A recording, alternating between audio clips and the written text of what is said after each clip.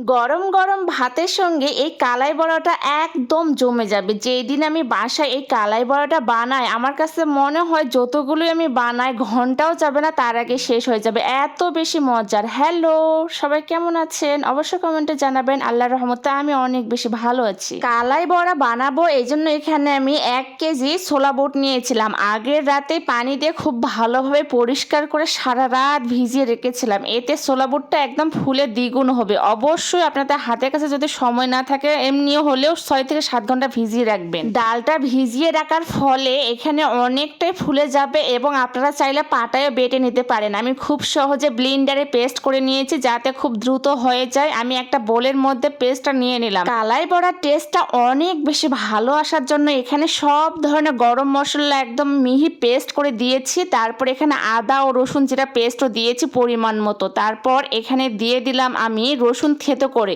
পেঁয়াজটা পরিমাণ মতো দিয়েছি। পেঁয়াজের মধ্যে না, পেঁয়াজটা যত বেশি দিবেন খেতে কিন্তু ভালো লাগবে।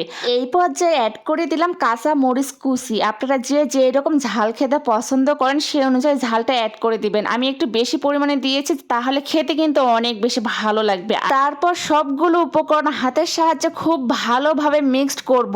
এই বড়াটা খেতে অনেক বেশি ভালো লাগে। অবশ্যই বাসায় একবার হলে বানিয়ে দেখবেন। গেস্ট থেকে শুরু করে সকলে আপনার রান্না প্রশংসা করতে বাধ্য হবে।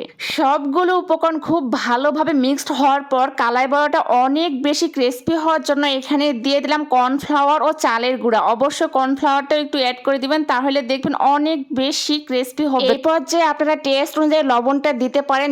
যে এরকম লবণ বেশি বা কম খেতে ভালোবাসেন সেই অনুযায়ী অ্যাড করে দিবেন। তারপর সবগুলো উপকরণ খুব ভালোভাবে মিক্সড করে আমি চুলার উপরে একটা ফ্রাই প্যান বসায় দিয়েছি। তারপর এখানে দিয়ে দিলাম সর্ষে তেল। আপনারা চাইলে এখানে রান্নার রেগুলার তেলও অ্যাড করে দিতে পারেন। এই পর্যায়ে তেলটা যখন মোটামুটি একটু গরম হয়ে আসবে, তখন আমি হাতের সাহায্যে কাবাবের শেপে দিয়ে দিব। আপনারা চাইলে বড় বা ছোট মাঝারি যে কোনোভাবে দিয়ে দিতে পারেন। তো আমি প্রথম পর্যায়ে একটু বড় সাইজে করেছিলাম, পরে একটু ছোট করেছি। এই পর্যন্ত আমার ফুল ভিডিওটি কে কোন জেলা থেকে দেখতেছেন অবশ্যই কমেন্টে জানাবেন, কারণ আপনাদের এক একটা কমেন্ট আমাকে অনেক বেশি উৎসাহ দেয়। আর আপনাদেরকে আমি নেক্সট ভিডিওতে যাতে ধন্যবাদ জানাতে পারি। আমার ভিডিওটা যদি ভালো লাগে তাহলে অবশ্যই বেশি বেশি করে শেয়ার করে আমার পেজের পাশেই থাকবেন। এই কালাই বড়াটা এমনি খেতেও কিন্তু অনেক বেশি ভালো লাগে এবং গরম ভাতের সঙ্গে তো একদম জমে যায়। আমি যেদিন বাসায় এই কালাই বড়াটা বানাই, এতগুলো বানার পরেও ঘন্টা খানেকও যায় না, একদমই শেষ হয়ে যায়। এত বেশি মজার হয়। একটু সময় নিয়ে আমি 2 সাইডে ব্রাউন কালার করে ভেজে নিলাম। তারপর একটা ছাঁকনির সাহায্যে তেল থেকে একদম তেল ঝরিয়ে উঠিয়ে নিলাম। এই তো তৈরি হয়ে গেল আমার গরম গরম মুসমুসে কালাই বড়া। এটা খেতে এত বেশি ভালো লাগে, অবশ্যই বাসায় একবার হলে বানিয়ে দেখবেন। আর এই পর্যন্ত যারা আমার ফুল ভিডিওটা দেখেছেন সবাইকে